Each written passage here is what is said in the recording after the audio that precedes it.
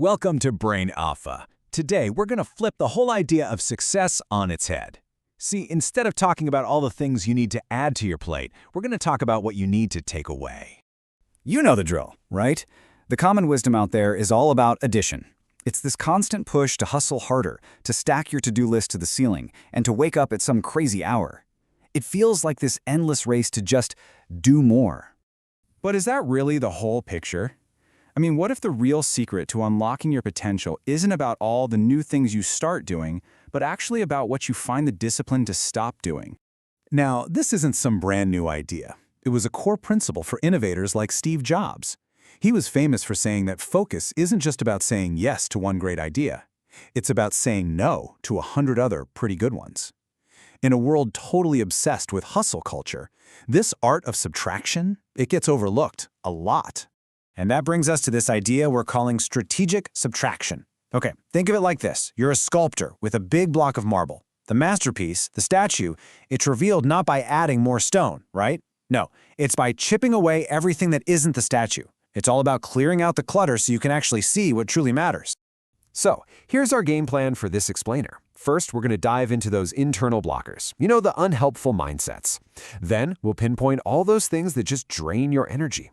After that, we'll look at the social habits holding you back. And to wrap it all up, we'll give you a super simple 3-step plan to start subtracting today. All right, first things first. We have got to tackle the internal game. Our mindsets are basically the operating system for everything we do. And if that OS is full of bugs, well, nothing else is going to run smoothly.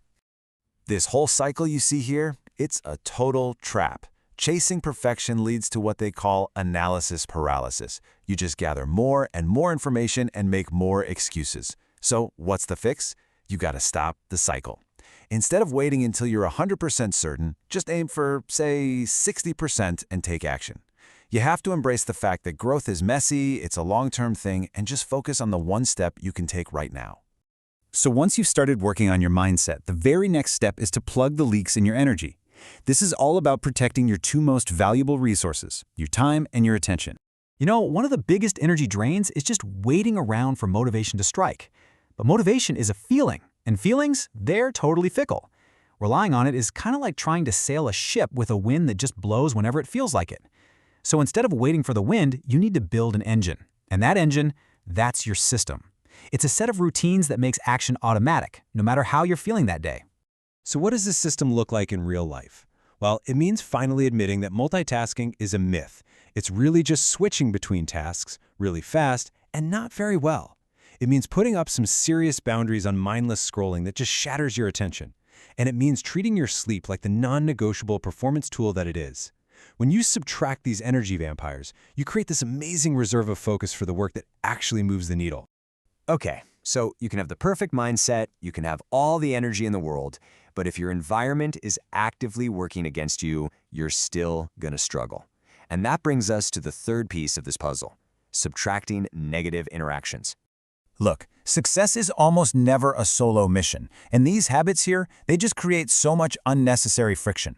When you're trying to please everybody, you end up tying your own goals to their expectations. When you hold back praise or just have to inject your opinion into everything, you kill collaboration.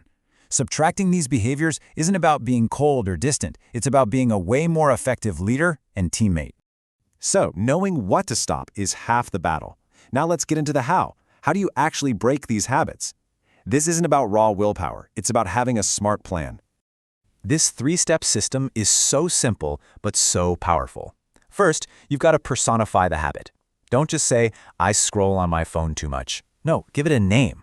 Call it the SNS trance or something. This turns it into an external enemy you can fight. Second, find the trigger and get rid of it. If notifications are the cue, turn them off. Make it physically harder to start the bad habit. And finally, reward the new behavior. When you successfully avoid that trance, consciously give yourself a small, healthy reward. This literally rewires your brain to prefer the new, better path. What this all really boils down to is a big shift in perspective. Real sustainable success isn't always built on these loud, flashy additions. More often than not, it's built on the quiet, unseen subtractions. That meeting you said no to, the pointless argument you walked away from, the mindless habit you finally broke. And that is the real foundation of achievement. So the question isn't what you're going to add to your life tomorrow. The real question is, what are you going to subtract? What's the very first non-essential thing you're going to stop doing today? Let us know your answer in the comments. Thank you for watching. If you enjoyed this, please subscribe to the channel, give us a thumbs up, and help us build the hype. See you in the next video. Bye-bye.